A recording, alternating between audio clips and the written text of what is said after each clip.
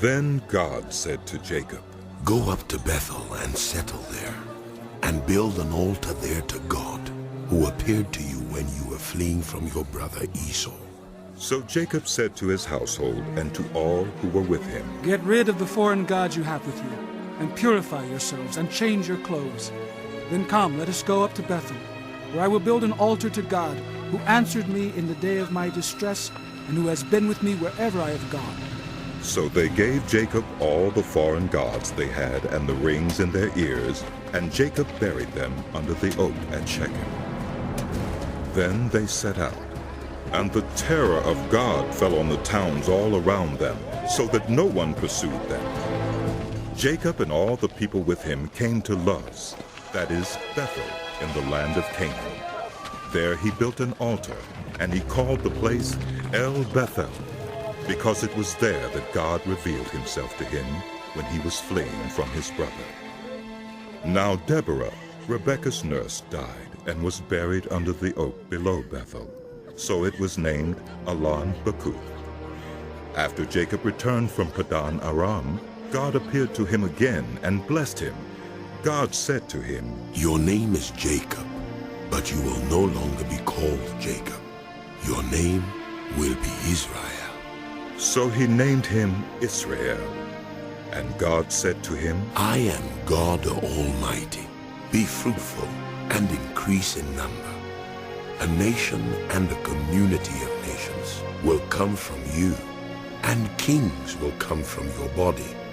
The land I gave to Abraham and Isaac, I also give to you, and I will give this land to your descendants after you. Then God went up from him at the place where he had talked with him. Jacob set up a stone pillar at the place where God had talked with him, and he poured out a drink offering on it. He also poured oil on it. Jacob called the place where God had talked with him Bethel. Then they moved on from Bethel. While they were still some distance from Ephrath, Rachel began to give birth and had great difficulty.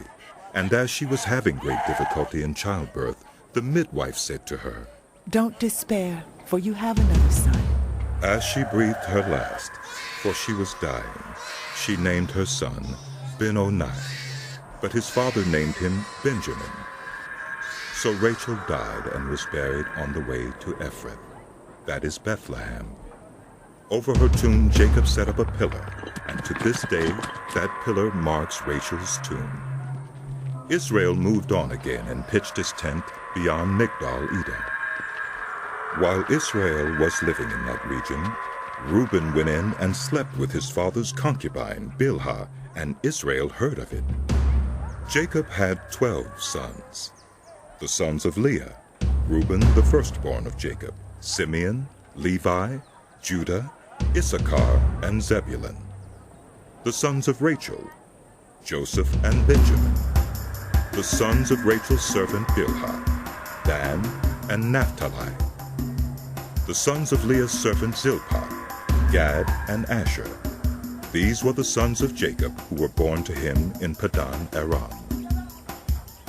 Jacob came home to his father Isaac in Mamre, near Kiriath Arba, that is Hebron, where Abraham and Isaac had stayed.